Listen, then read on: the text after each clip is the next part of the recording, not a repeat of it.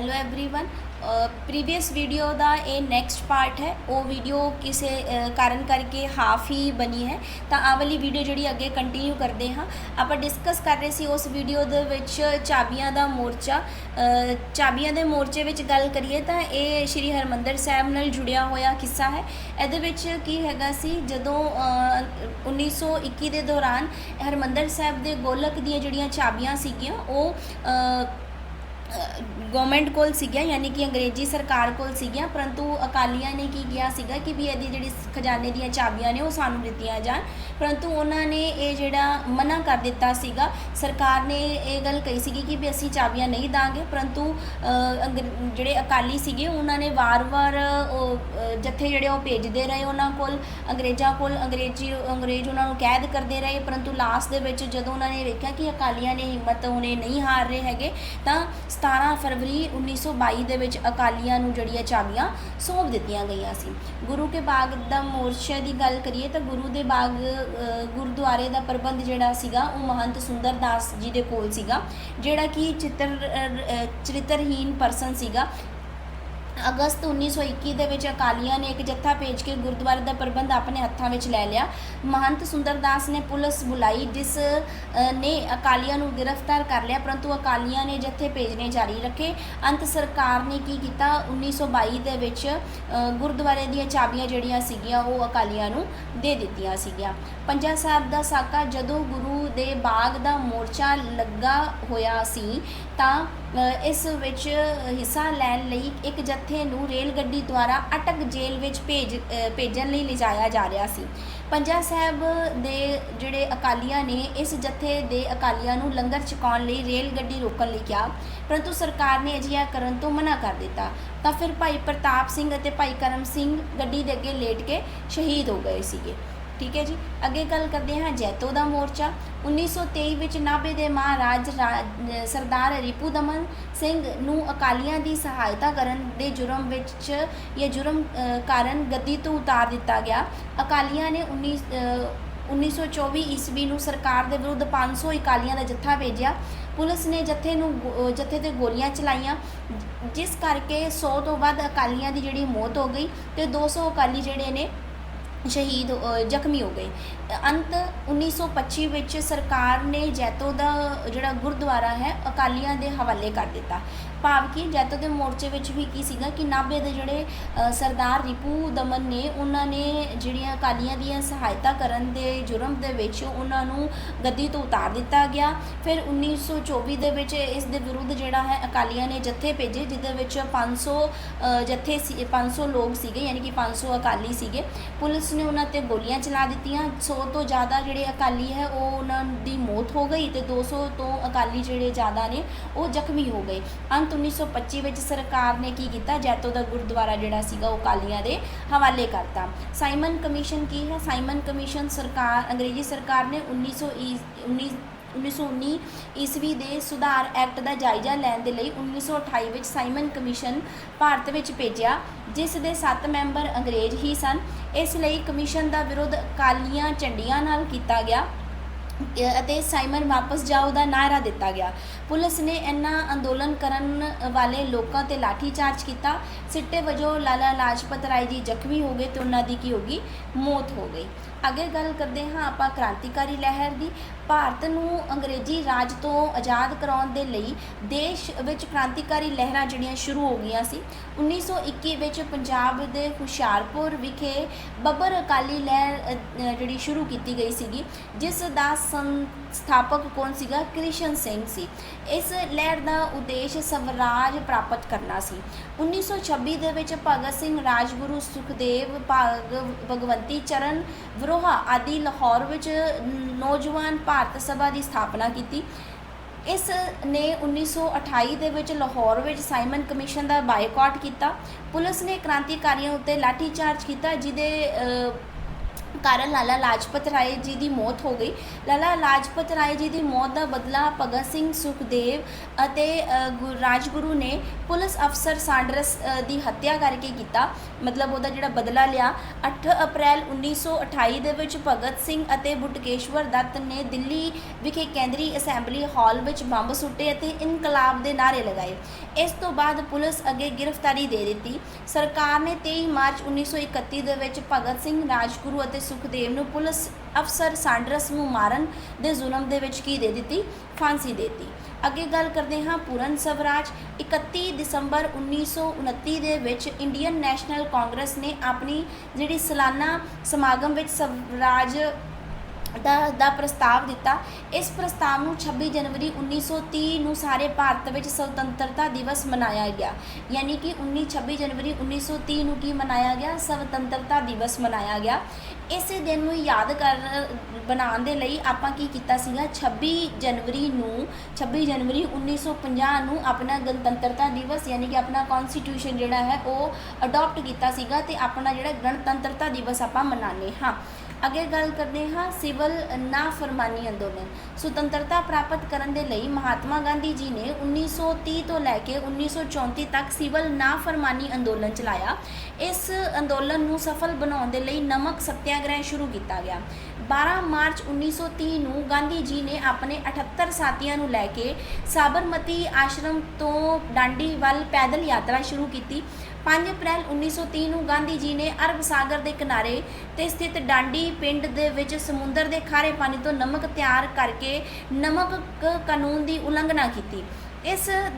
ਉਹਨਾਂ ਦੇ ਵਾਂਗ ਹੀ ਸਾਰੇ ਭਾਰਤ ਵਿੱਚ ਲੋਕਾਂ ਨੇ ਆਪਣੇ ਆਪ ਨਮਕ ਜਿਹੜਾ ਤਿਆਰ ਕਰਕੇ ਨਮਕ ਕਾਨੂੰਨ ਦੀ ਉਲੰਘਣਾ ਕੀਤੀ। ਜਿੱਥੇ ਨਮਕ ਨਹੀਂ ਬਣਾਇਆ ਜਾ ਸਕਦਾ ਸੀ ਉੱਥੇ ਹੋਰ ਕਾਨੂੰਨਾਂ ਦੀ ਉਲੰਘਣਾ ਕੀਤੀ। ਹਜ਼ਾਰਾਂ ਵਿਦਿਆਰਥੀਆਂ ਨੇ ਸਕੂਲ ਕਾਲਜਾਂ ਤੋਂ ਪੜ੍ਹਨਾ ਛੱਡ ਦਿੱਤਾ ਤੇ ਲੋਕਾਂ ਨੇ ਸਰਕਾਰੀ ਜਿਹੜੀਆਂ ਨੌਕਰੀਆਂ ਨੇ ਉਹ ਵੀ ਤਿਆਗ ਦਿੱਤੀਆਂ। ਵਾਪਸ ਜਿਹੜਾ ਉਹਨਾਂ ਨੇ ਸ਼ਰਾਬ ਅਤੇ ਵਿਦੇਸ਼ੀ ਵਸਤੂਆਂ ਜਿਹੜੀਆਂ ਵੇਚਣ ਵਾਲੀਆਂ ਦੁਕਾਨਾਂ ਅੱਗੇ ਧਰਨੇ ਲਗਾਉਣੇ ਸ਼ੁਰੂ ਕਰ ਦਿੱਤੇ।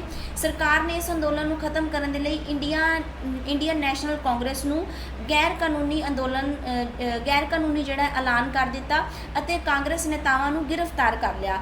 ਪੁਲਿਸ ਨੇ ਵੀ ਕਈ ਥਾਵਾਂ ਤੇ ਗੋਲੀਆਂ ਚਲਾਈਆਂ, ਪਰੰਤੂ ਸਰਕਾਰ ਇਸ ਅੰਦੋਲਨ ਨੂੰ ਦਬਾਉਣ ਤੋਂ ਅਸਫਲ ਰਹੀ। ਫਿਰ ਅੱਗੇ ਗੱਲ ਕਰਦੇ ਹਾਂ ਇਰਵਾਨ ਸਮਝੌਤਾ ਹੋਇਆ। ਉਸ ਤੋਂ ਬਾਅਦ ਕੀ ਹੋਇਆ ਕਿ ਜਿਹੜਾ ਕਿਉਂਕਿ ਗਵਰਨਮੈਂਟ ਜਿਹੜੀ ਹੈ ਇਸ ਨੂੰ ਖਤਮ ਨਹੀਂ ਕਰ ਪਾਈ ਸੀਗੀ ਤਾਂ ਇਰਵਨ ਸਮਝੌਤਾ ਹੋਇਆ। ਇਸ ਸਮਝੌਤੇ ਵਿੱਚ ਗਾਂਧੀ ਜੀ ਨੇ ਸਿਵਲ ਨਾਫਰਮਾਨੀ ਅੰਦੋਲਨ ਨੂੰ ਬੰਦ ਕਰਨ ਅਤੇ ਦੂਜੀ ਗੋਲਮੇਜ ਕਾਨਫਰੰਸ ਵਿੱਚ ਭਾਗ ਲੈਣ ਲਈ ਮੰਨ ਗਏ। ਸਤੰਬਰ 1931 ਦੇ ਵਿੱਚ ਲੰਡਨ ਵਿਖੇ ਦੂਜੀ ਗੋਲਮੇਜ ਕਾਨਫਰੰਸ ਵਿੱਚ ਗਾਂਧੀ ਜੀ ਨੇ ਕੇਂਦਰ ਅਤੇ ਪ੍ਰਾਂਤ ਵਿੱਚ ਭਾਰਤੀ ਲੋਕਾਂ ਦੀ ਪ੍ਰਤੀਨਿਧ ਕਰਨ ਵਾਲਾ ਸ਼ਾਸਨ ਸਮਾਪਤ ਕਰਨ ਦੀ ਮੰਗ ਕੀਤੀ, ਪਰੰਤੂ ਗਾਂਧੀ ਜੀ ਅਸਫਲ ਰਹੇ। ਸਿੱਟੇ ਵਜੋਂ ਗਾਂਧੀ ਜੀ ਨੇ 3 ਜਨਵਰੀ 1932 ਨੂੰ ਦੁਬਾਰਾ ਨਾ ਮਿਲਵਰਤਨ ਅੰਦੋਲਨ ਸ਼ੁਰੂ ਕਰ ਦਿੱਤਾ। ਇਸ ਕਰਕੇ ਗਾਂਧੀ ਜੀ ਨੂੰ ਕਾਂਗਰਸ ਦੇ ਹੋਰ ਨੇਤਾਵਾਂ ਨਾਲ ਗ੍ਰਿਫਤਾਰ ਕਰ ਲਿਆ ਗਿਆ। 1932 ਦੇ ਵਿੱਚ ਸਰਕਾਰ ਨੇ ਹਰੀਜਨਾਂ ਅਤੇ ਵੱਖਰੀ ਚੋਣ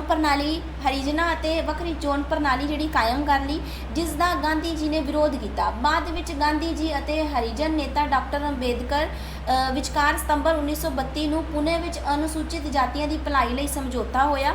1932 ਵਿੱਚ ਲੰਡਨ ਵਿਖੇ ਤੀਜੀ ਗੋਲਮੇਜ ਕਾਨਫਰੰਸ ਵਿੱਚ ਕਾਂਗਰਸ ਨੇ ਹਿੱਸਾ ਨਾ ਲਿਆ।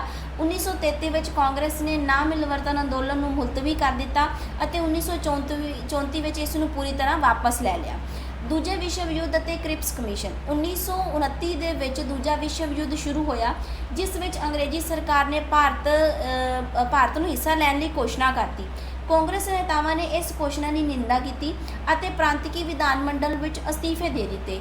ਇਸ ਕਰਕੇ ਅੰਗਰੇਜ਼ੀ ਸਰਕਾਰ ਨੇ 1942 ਵਿੱਚ ਸਰ ਸਟੈਫਰਡ ਕ੍ਰਿਪਸ ਦੀ ਪ੍ਰਧਾਨਗੀ ਹੇਠ ਕ੍ਰਿਪਸ ਕਮਿਸ਼ਨ ਭਾਰਤ ਵਿੱਚ ਭੇਜਿਆ।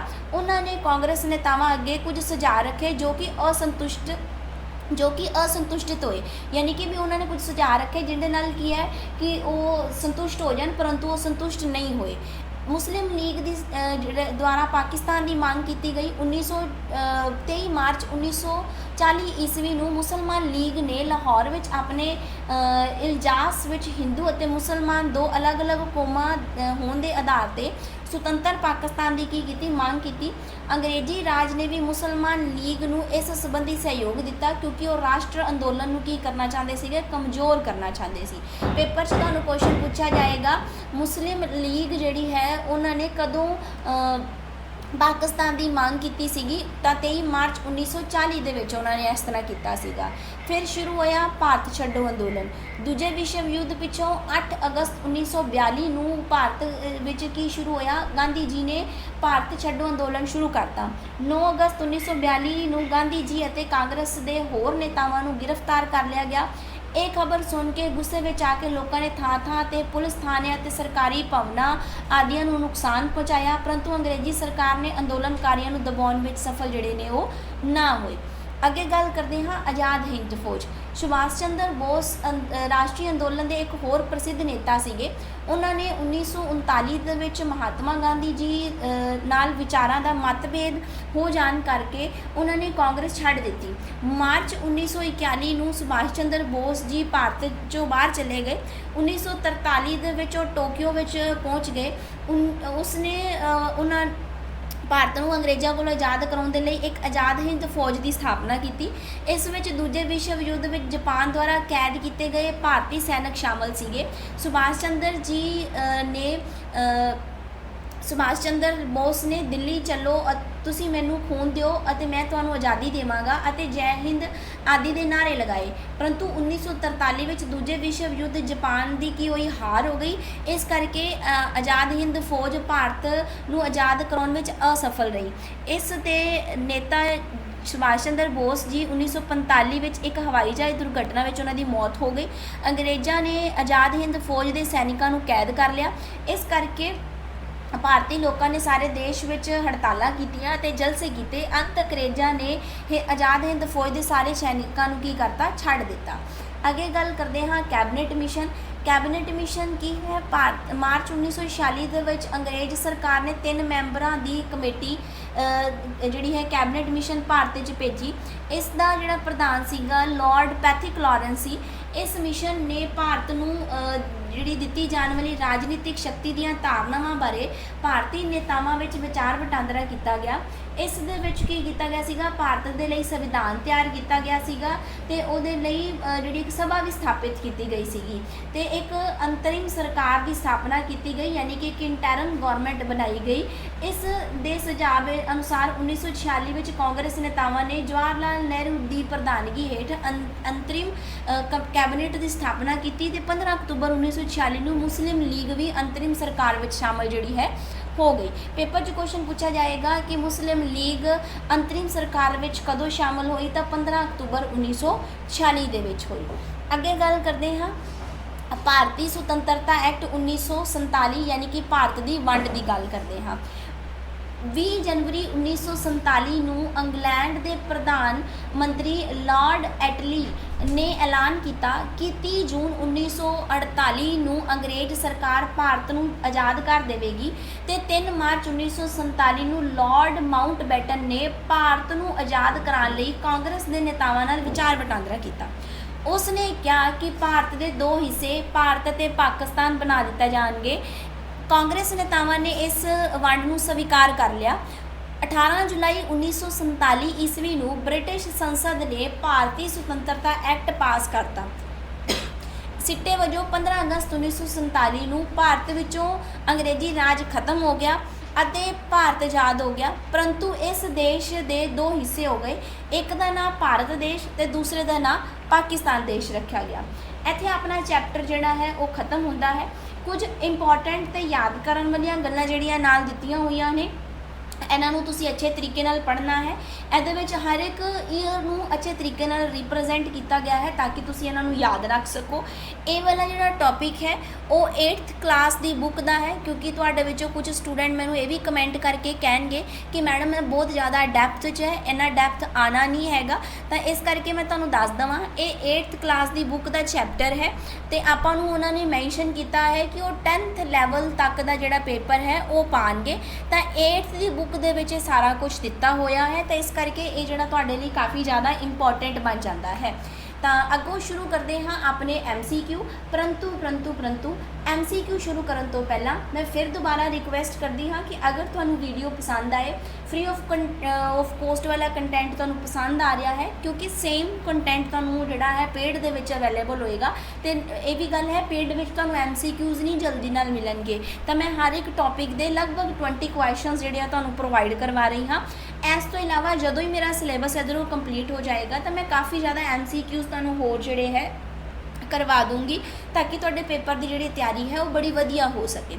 ਸਭ ਤੋਂ ਪਹਿਲਾ ਕੁਐਸਚਨ ਹੈ, ਭਾਰਤੀ ਰਾਸ਼ਟਰੀ ਪਿਤਾ ਵਜੋਂ ਕਿਸ ਨੂੰ ਜਾਣਿਆ ਜਾਂਦਾ ਹੈ? ਤਾਂ ਇਹਦਾ ਉੱਤਰ ਕੀ ਆਏਗਾ? ਇਹਦਾ ਉੱਤਰ ਆਏਗਾ ਮਹਾਤਮਾ ਗਾਂਧੀ ਜੀ। ਭਾਰਤ ਛੱਡੋ ਅੰਦੋਲਨ ਕਿਸ ਸਾਲ ਦੌਰਾਨ ਸ਼ੁਰੂ ਕੀਤਾ ਗਿਆ ਸੀਗਾ? ਤਾਂ 1-2 ਸੈਕਿੰਡ ਦਾ ਟਾਈਮ ਤੁਹਾਡੇ ਲਈ ਹੈ। ਅਗਰ ਰਿਕਾਰਡਿੰਗ ਸੁਣ ਰਹੇ ਹੋ ਤਾਂ ਪੌਜ਼ ਕਰਕੇ ਆਨਸਰ ਦੇਣਾ, ਅਗਰ ਲਾਈਵ ਸੁਣ ਰਹੇ ਹੋ ਤਾਂ ਫਿਰ ਲਾਈਵ ਤਾਂ ਬਹੁਤ ਵਧੀਆ ਗੱਲ ਹੈ ਨਾ। ਅੱਗੇ ਗੱਲ ਕਰਦੇ ਹਾਂ, ਭਾਰਤ ਛੱਡੋ ਅੰਦੋਲਨ ਕਿਸ ਸਾਲ ਸ਼ੁਰੂ ਕੀਤਾ ਗਿਆ ਸੀਗਾ? ਤਾਂ 1942 ਦੇ ਵਿੱਚ ਸ਼ੁਰੂ ਕੀਤਾ ਗਿਆ ਸੀ।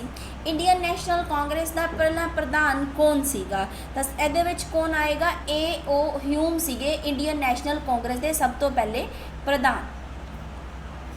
ਜਲਿਆਂਵਾਲੇ ਬਾਗ ਦਾ ਸਾਕਾ ਕਿਸ ਸ਼ਹਿਰ ਵਿੱਚ ਹੋਇਆ ਹੈ? ਤਾਂ ਆਪਾਂ ਪੰਜਾਬ ਨਾਲ ਜੁੜੇ ਹੋਏ ਹਾਂ ਤਾਂ ਆਪਾਂ ਨੂੰ ਪਤਾ ਹੀ ਹੈ ਕੀ ਆਏਗਾ। ਇਹਦਾ ਉੱਤਰ ਅੰਮ੍ਰਿਤਸਰ ਆਏਗਾ। ਨਮਕ ਮਾਰਚ, ਜਿਸ ਨੂੰ ਡਾਂਡੀ ਮਾਰਚ ਵੀ ਕਿਹਾ ਜਾਂਦਾ ਹੈ, ਕਿਸ ਦੀ ਅਗਵਾਈ ਹੇਠ ਹੋ ਰਿਹਾ ਸੀਗਾ? ਤਾਂ ਮਹਾਤਮਾ ਗਾਂਧੀ ਜੀ ਦੀ ਅਗਵਾਈ ਹੇਠ ਹੋ ਰਿਹਾ ਸੀ। ਇੰਡੀਅਨ ਨੈਸ਼ਨਲ ਕਾਂਗਰਸ ਦੀ ਸਥਾਪਨਾ ਕਿਸ ਸਾਲ ਹੋਈ ਹੈ? ਤਾਂ 1885 ਦੇ ਵਿੱਚ ਹੋਈ ਹੈ।